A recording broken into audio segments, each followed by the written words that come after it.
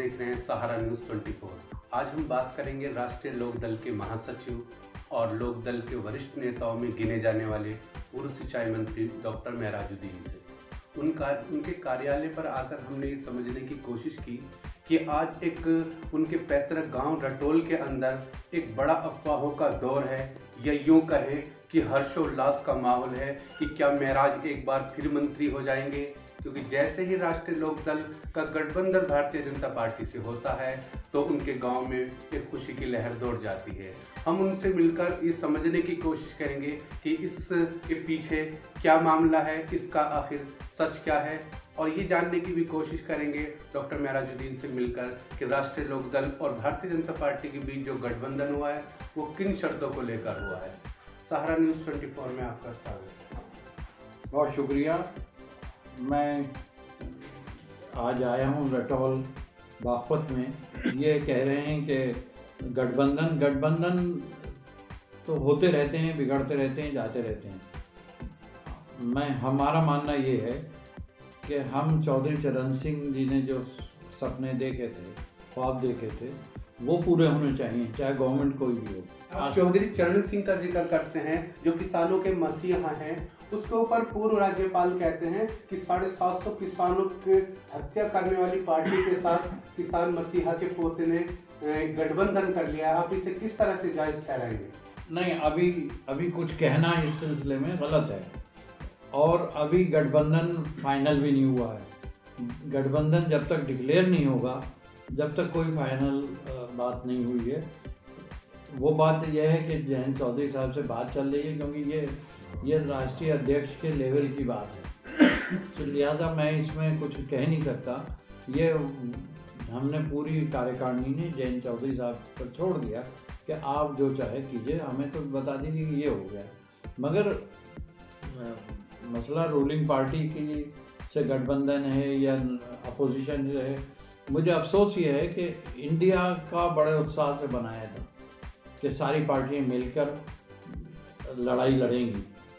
वो ऐसा होता है जैसे ताश के पत्तों की तरह पिघलते जा रहे हैं, बिगड़ते जा रहे हैं।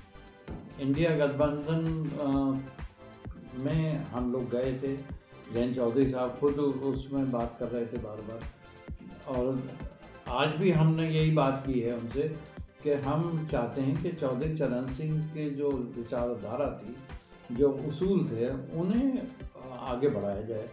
गठबंधन कोई भी हो, हम ये तो सब टेम्परेरी चीज़ें, परमानेंट चीज़ तो वो होगी जब चौधरी साहब की जो उन्होंने जुमला कहा था उस वक्त कि देश की खुशहाली उस वक्त सही रहेगी जब खेत और खलियान से होकर गुजरेगी। अच्छा, उन चौधरी साहब के परिवार में जो ये जुमला ये कहा, ये जुमला इस तरह का भी कहते हैं जयंत चौधरी जो राष्ट्रीय लोकदल के राष्ट्रीय अध्यक्ष हैं कि मैं चवन्नी तो नहीं जो मैं पलट जाऊंगा, तो इनके जुमलों का वजन घटता नजर आ रहा है जनता के बीच। नहीं, ये उन्होंने नहीं कहा। उन्होंने कहा कि मैं चवन्नी नहीं हूँ कि बार बार बदलता रहूँ। वो पॉलिसीज़ की बात उन्होंने कही कि हम किसानों के लिए जो लड़ाई लड़ेंगे, लड़ते रहेंगे, हम उसे नहीं छोड़ेंगे। हम हर हालत में किसानों की लड़ाई रहती दुनिया तक कायम रखेंगे, चाहे कुछ भी हो। हम आप कहीं भी गठबंधन में जाएं, हमारा मेन टारगेट किसान है, कमेरा है, माइनॉरिटी है। हम इन्हें नहीं छोड़ेंगे और इनके लिए काम करते रहेंगे। अच्छा, एक सवाल आजकल इंटरनेट पे बहुत तैर रहा है, जिसमें चारू चौधरी कहते हैं, धर्मपत्नी जयंत चौधरी, कि जो हाथरस के अंदर लाठियां भाजी है योगी आदित्यनाथ की पुलिस ने, उसका हिसाब 2024 के अंदर पश्चिम उत्तर प्रदेश की जनता लेगी। कि आज वो खुद ही जाके उनके आगे हाथ बढ़ा दिया है, फिर जनता से क्या रहा? नहीं, ये देखिए, ये वक्त की बात है कि कौन कहाँ जा गया, कौन कहाँ चला गया। आपके पड़ोसी मुल्क में क्या हो रहा है, उसे जेल में डाल दिया और उसके बाद वो हो गया। मगर हम लोगों की पॉलिटिक्स खालिस और खालिस किसान की पॉलिटिक्स है। हम इससे आगे नहीं बढ़ सकते, और हम यही चाहते हैं कि जयंत चौधरी भी गठबंधन किसी से करें, मगर किसी भी सूरत में किसान के मामले में जो पॉलिसीज़ हैं उस पर बात करते रहें। माइनॉरिटीज़ के सिलसिले में चौधरी चरण सिंह के ज़माने में जितने माइनॉरिटी के एमपी हुए आज तक नहीं हुए। अच्छा, कपड़ों की तरह पार्टियां बदलने के लिए जाने जाते थे चौधरी अजीत सिंह, फिर उनके बेटे भी आज पलटी खाते नजर आ रहे हैं। अगर ऐसा कुछ होता है तो मुस्लिम नेता क्या रुख करेंगे?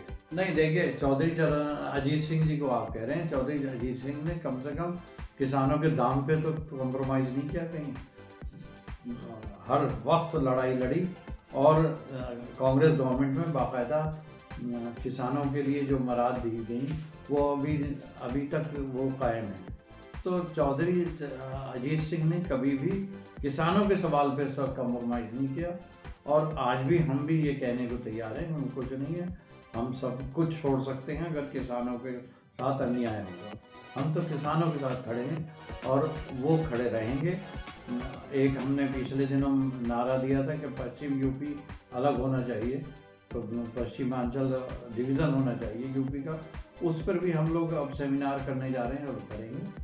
तो आज हमारी मांग तो सबसे बड़ी यही है कि ये अब मैं आज रटौल आया हूँ, आज ही हमें एडीजी से मिले, मैं और राजेंद्र शर्मा जी जो हमारे दूसरे जनरल सेक्रेटरी हैं। हमने कहा कि साहब एक तो थाना ज़रूरी है, एक 100 बेड का हॉस्पिटल ज़रूरी है रटौल में, इतना कराइए। और उन्होंने कहा मैं आप लिखिए योगी जी को और चीफ मिनिस्टर को, उसे परसों करेंगे, मगर इस थाने के लिए हम कोशिश करेंगे। अच्छा, अगर बात कस्बा रटौल की जाती है, ये एक मंत्री का गांव है, उस लिहाज से जितना डेवलपमेंट हुआ है कस्बा रटौल का, क्या आप इसे काफ़ी मानते हैं? रटौल का क्या आप इसे काफ़ी मानते हैं? नहीं, इसमें तो बहुत ज़रूरत है और जितना मैं कर सकता था उतना किया, जितने ट्यूबवेल लगवा सकते थे लगवाए, जितनी नहर पक्की करनी थी की, और किसान भवन आज खड़ा हुआ है, ये दिखाई दे रहा है, मेरे पास फाइल आई, मैंने 58 लाख रुपए फ़ौरन सैंक्शन कर दिए। और यहाँ से वहाँ तक ये जो डोले से लेके यहाँ तक पक्की नहर हुई, वो सब में नालियाँ बागों में बनी, मगर अभी और ज़रूरत है काम की। देखिए, काम तो ख़त्म होता ही नहीं, काम तो करना चाहिए और हम लोग काम किसका करेंगे? पब्लिक का ही तो करेंगे। तो ये ज़रूरी है, किसानों को जितना फीड भी आप सकते हैं करना चाहिए, और वो मैं किसी पे एहसान थोड़ी है। एक बार मीटिंग चल रही थी, मैं टेलीफोन एडवाइजरी कमेटी का मेंबर था, उन्होंने कहा कि 4 लगने हैं टेलीफोन एक्सचेंज, तो मैंने कहा कि 4 में 1 तो फाइनल है, 3 आप तय कर लीजिए। उसमें बहुत से लोग थे, मेंबर्स और भी थे, उन्होंने कहा कहाँ का फाइनल है? मैंने कहा रटौल का। तो कहें ये रटौल तो बिल्कुल कोने में पड़ता, बड़ा खर्च आएगा। तो मैंने टीडीएम से कहा कि क्या आपकी जेब से जाएगा, गवर्नमेंट देगी? तो सैंक्शन करा दिया ज़बरदस्ती, और सब ने कहा वापस। फिर जयपाल सिंह थे दूसरे मेंबर, जो मिनिस्टर रहे यूपी में, वो कहने लगे कि मुझे खरखौदे से इलेक्शन लड़ना है, खरखौदे से दे दीजिए। तो दूसरा मैंने कहा फाइनल खरखौदा, तीसरा हसनापुर, हिस्टोरिकल जगह थी, हमने फाइनल। 3 आए थे पूरे मेरठ में, तो तीनों हम लोगों ने वीटो पावर का इस्तेमाल करके, और रटौल में उसके बाद से एक्सचेंज शुरू हो गया और आज काफ़ी काम भी हुआ। अब वो एक्सचेंज का मोबाइल से आ गए हैं। तो अच्छा, शिक्षा के क्षेत्र में आपने अपने गांव का रटौल को संत मेरी दिया, विद्युत विभाग के नाम पे बिजली घर दिया है, टेलीकॉम के नाम पे एक्सचेंज दिया। आगामी योजना क्या है आपके अपने गांव की तरक्की के लिए? सबसे ज़्यादा तरक्की की ज़रूरत यहाँ है, या इंजीनियरिंग कॉलेज होना चाहिए, एक मेडिकल कॉलेज होना चाहिए। इतना बड़ा गांव है, इसके आसपास एक क्षेत्र है पूरा, मेडिकल कॉलेज की ज़रूरत है। यहाँ के बच्चे और यहाँ की पब्लिक गुरु तेग बहादुर जा रही है, कहीं दिल्ली जा रही है मरीज़ों को लेके, तो उसके लिए ज़रूरी है कि यहाँ एक हॉस्पिटल खोले बहुत अच्छा। और एक मैंने लिखा है आज, कनेक्टिविटी ज़रूरी है रटौल के लिए। लोगों के पे मोटरसाइकिलें हैं, सब है, कुछ है, मगर यहाँ से बस चलनी चाहिए, बागपत के लिए बस चलनी चाहिए, लोनी बंधला के लिए और मेरठ के लिए। जब भी तरक्की इसकी ज़्यादा होगी, जब यहाँ कारोबार लोगों को मिलेगा। कारोबार जब भी मिलेगा जब कनेक्टिविटी बनेगी, और कनेक्टिविटी बनेगी तो कारोबार होगा। और एक बात और पूछना चाहेंगे कि जैसे कसबरटोल के अंदर एक बड़ा मामला चल रहा है कि अगर ये गठबंधन फाइनल होता है तो डॉक्टर मेराजुद्दीन को भी इसमें कुछ बड़ा हासिल होने वाला है। ऐसे उम्मीदें जो हैं कसबरटोल वासी पाले हुए हैं, आज उसको आप क्लियर करना चाहेंगी कि ऐसा क्या कुछ है?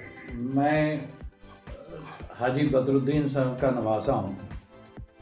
उन्होंने ज़िंदगी में कभी कुछ मांगा नहीं, जो भी उन्हें मिला घर पे आके मिला।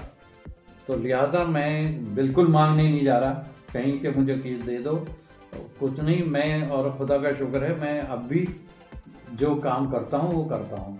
उसमें चाहे योगी आदित्यनाथ जी हों, योगी आदित्यनाथ जी अगर मुझे याद करेंगे तो देखेंगे जब मैं सिंचाई मंत्री था मैंने गोरखपुर में कितना काम किया था।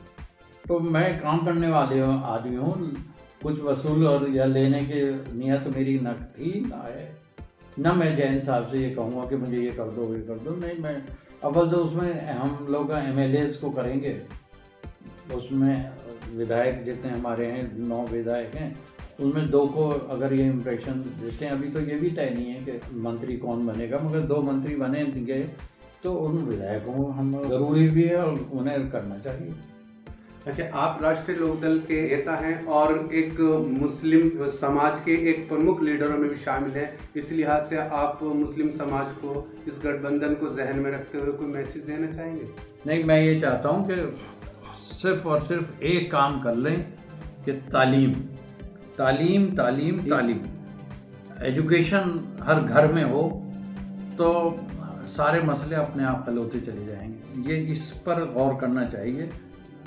शिक्षा के लिए ज़रूरी है कि वो हर आदमी को शिक्षा हो, चाहे बच्चा हो, चाहे बड़ा हो, चाहे ख़ास तौर से महिला हो। अभी आपने एक एक्सक्लूसिव इंटरव्यू हमने दिखाने की कोशिश की और उनके विचारों को जानना चाहा। आगामी योजना है वो भी सामने रखी है और मुस्लिम समाज से प्रमुख रूप से एक अपील करते हुए कि शिक्षा के क्षेत्र। हमारी ऐसी ही दिलचस्प वीडियो को देखने के लिए हमारे चैनल सहारा न्यूज़ 24 को सब्सक्राइब करें, लाइक करें, शेयर करें।